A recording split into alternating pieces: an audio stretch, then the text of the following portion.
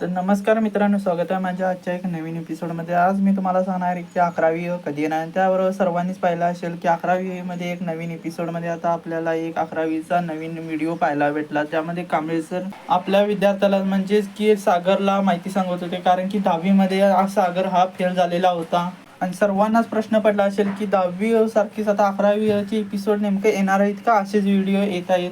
त्याच कारणामुळे 10वीच्या सर्व म्हणजेच की मित्रमैत्रिणींना प्रश्न पडला आहे की 10वी सारखे व्हिडिओ का नितीन सर आणत नाहीत. तर नितीन सरांचं इतकंच म्हणणं आहे की हा संदेश प्रत्येक ते 10वी 12वी नापास झालेल्या मुलामुलींसाठी आहे.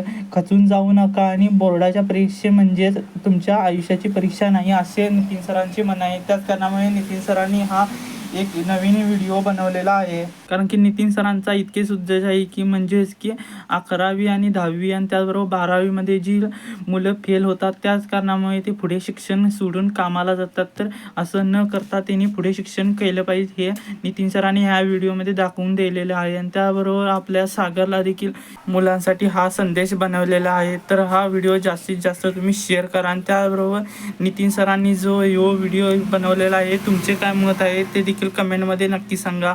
आणि त्याबरोबर माझे देखील असे म्हणणे आहे की नितीन सरांना सांगण्याची तरी काही जरूरत नाही की नितीन सरांनी नेमकं काय गुन्हे आहे. कारण की नितीन सर जे आणतात त्याच्या पाठीमागे काय ना काहीतरी उद्देश आणि त्याबरोबर काय ना काहीतरी संदेश हा असतोच.